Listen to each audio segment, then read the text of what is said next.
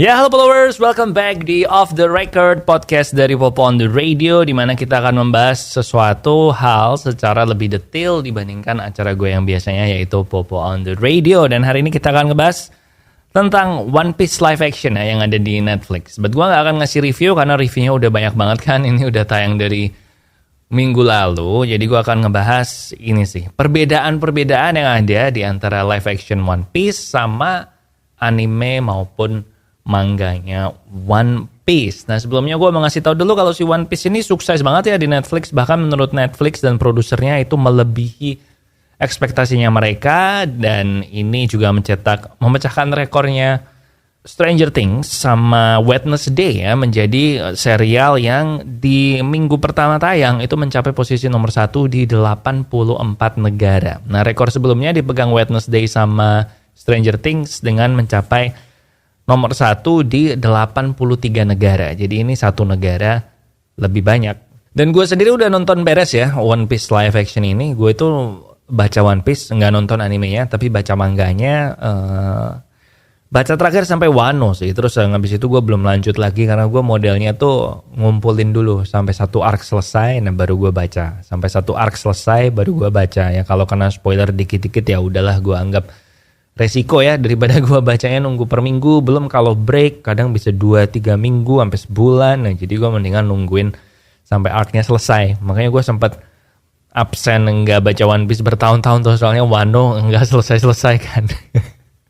But anyway, sukses Netflixnya One Piece ini, dan produsernya juga bilang kalau sepertinya Netflix ini sekarang lagi rapat season 2-nya mau kayak apa. Apakah mau dipecah jadi season 2, season 3 syutingnya barengan atau langsung syutingnya satu persatu dulu. Tapi si produsernya optimis bahwa One Piece season kedua itu bisa muncul, bisa rilis dalam waktu 1 tahun sampai 18 bulan ke depan. Yang menurut gue itu cepet banget sih, karena gue tadinya mikir wah ini mungkin butuh waktu minimal 2 tahun lah, bisa 2-3 tahun baru season 2-nya keluar kan. Nah tapi kalau ternyata 1 tahun sampai 1,5 tahun, wah keren sih. Karena again menurut gue One Piece bagus, yang live action Netflix di atas ekspektasi gue.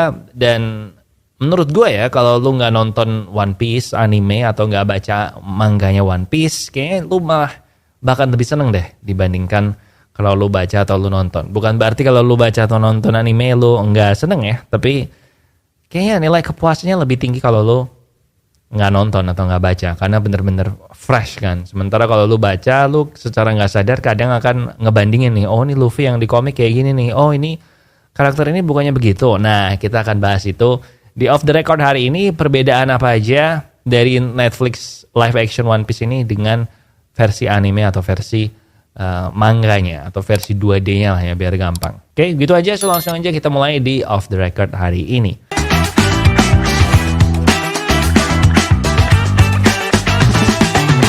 Ya, welcome back di Off the Record, dan seperti tadi gue akan ngebahas perbedaan-perbedaan apa aja yang ada di Netflix live action dibandingkan dengan komik atau animenya. Dan gue nggak akan bahas pakai poin-poin sih ya, gue akan coba flowing aja. Soalnya kalau poin-poin ntar terlalu makanya soalnya gue bakal sering lompat-lompat gitu. Nah yang pertama tentu aja dari plotnya ya. Jadi kan One Piece season 1 ini 8 episode itu mengcover sekitar 60 episode anime, dan chapter komiknya I guess sekitar 100-an, gue lupa tepatnya berapa. Tapi memang lumayan banyak plot-plot yang diilangin atau dimodifikasi sama Netflix biar jadi muat gitu 8 episode. Nah salah satunya tentu aja adalah untuk menghemat budget dan juga biar cukup ke 8 episodenya itu, dan biar lebih cepat aja mencapai ke poin-poin penting di kejadian di One Piece ini. Jadi contohnya yang pertama adalah perkenalannya Luffy, perkenalannya Zoro, sama perkenalannya Nami itu beda banget sama yang di komik sama yang di anime. Karena di anime itu kan si Zoro itu ketemu sama Luffy itu dia udah posisi ditangkap, terus si Zoro yang lawan number 7 dari Baroque Works itu juga ditunjukin gimana kan, padahal harusnya itu kan masih nanti-nanti. But anyway, intinya perbedaan terbesarnya adalah itu sih yang lu ini. Oh ya, by the way spoiler ya, kalau lu belum nonton mungkin nonton dulu karena saran gue bagus. Kalau lu belum nonton tapi lu udah baca mangganya ya I guess juga bisa ngomong ya. Intinya pokoknya spoiler lah, spoiler komiknya maupun animenya juga. Oke, jadi yang pertama, salah satu perbedaan yang besar adalah gimana Zoro.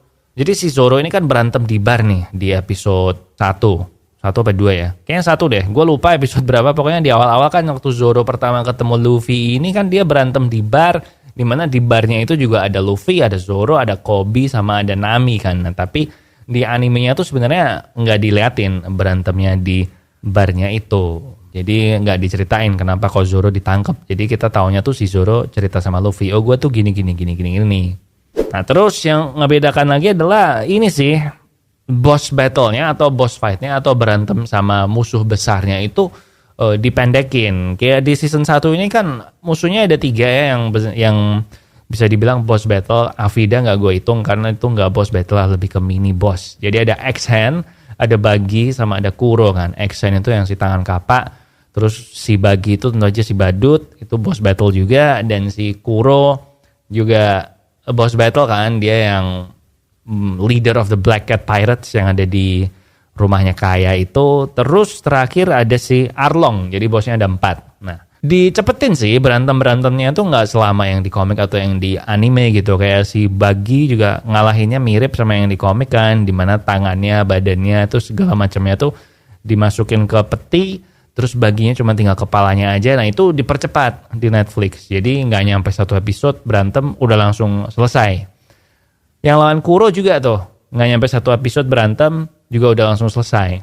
Nah yang Arlong baru terbagi jadi dua berantem, yang satu kalah, terus yang kedua ketemu lagi dan akhirnya menang. Yang menurut gue juga sebenarnya berantemnya kayak cepet banget udah selesai gitu loh, kayak kurang berasa epic. Oh ada satu lagi mini boss battle sih, si Mihawk lawan Zoro, yang itu juga mirip sama anime sih adegan berantemnya kan. Si Mihawknya pakai pisau kecil itu juga buat ngelawan si Zoro, dan ya oke lah. Walaupun again terlalu cepat dan gak tahu ya, gue berasa berantemnya kayak Zoro-nya kelihatan pelan gitu. Padahal kan kalau lihat dari budget dan special effect-nya itu si Kuro aja bisa secepat itu geraknya kan. Berarti harusnya si Zoro juga bisa geraknya lebih cepat kan. Tapi ini jadi semi review ya. Padahal cuma mau ngebahas perbedaan aja. Jadi langsung next aja. Next perbedaan selanjutnya adalah si Garp sama Kobe. Jadi Garp itu Vice Admiral ya, si pimpinan Marines itu yang spoiler alert, dia adalah kakeknya Luffy, yang sebenarnya kalau di komik kita baru tahu kalau dia kakeknya Luffy itu di chapter 300-an. Ini padahal cuma nyampe chapter 100 kan. Nah si Kobe juga, jadi intinya si Garp sama Kobe ini di live action tuh lebih cepat memegang peranan penting di ceritanya One Piece live action ini. Dan gue ngerti sih kenapa dibikin kayak gitu, supaya di season 1 ini udah kelihatan kalau Straw Hat Pirates-nya itu berurusan sama Marines, kalau mereka tuh diburu sama Marines gitu kan. Karena kalau di komik kan belum nih, habis si Luffy 30 juta bounty itu baru mulai dikejar kan. Nah jadi ini mungkin biar ada sensasi kejar-kejarannya, dan si Garp-nya juga langsung dikasih tahu kalau dia itu kakeknya Luffy. Dan si Kobe ini juga kayaknya mau dibuild jadi semacam antitesisnya Luffy di Marine gitu loh. Kalau Luffy bajak laut baik, nah si Kobe ini Marine yang baik. Yang menurut gue perbedaan ini masih oke sih, bagus sih. Perbedaan lagi yang lumayan mencolok adalah si Buggy ya. Jadi Buggy itu, si badut itu habis kalah. Kalau di komik dia nggak ikut ke Arlong Park segala macam, tapi di live actionnya si Buggy-nya ini ikut, dan dibikin kalau Buggy-nya ini yang membuat Arlong jadi tahu lah pergerakannya si Straw Hat Pirates. Again, menurut gue perbedaan ini nggak apa-apa karena jadi bikin ceritanya lebih nyambung kan sepanjang season 1 ini. Soalnya kalau di komik kan memang si Buggy ini terus nggak kelihatan nih. Terus habis itu baru muncul lagi di beberapa ratus chapter kemudian. In fact Buggy salah satu karakter favorit gue sekarang sih di komik ya, yang terakhir itu. Yang dia udah, spoiler kalau gue ngomong itu. Tapi pokoknya Buggy ini sampai sekarang masih megang peranan penting sih. Perbedaan selanjutnya si ini Arlong juga ke Baratie, harusnya dia nggak ke Baratie, harusnya yang di Baratie itu musuhnya bukan Arlong ya, dan itu musuhnya hilang juga, si sapi raksasa apa ya, aduh gue udah lupa soalnya itu arc yang awal-awal banget ya. Oh iya, yang satu lagi yang beda, si Mary, si ini si domba yang ngurusin Kaya itu di komik nggak mati men, tapi di live action ini dia mati, dibunuh sama Kuro. Gue nggak tahu kenapa sih, kenapa dibikin kayak gitu. Soalnya nggak gitu penting juga dia mati apa enggak. Gue nggak tahu kenapa dibikin itu. Mungkin susah make upnya kali ya, bikin make up domba-dombanya itu.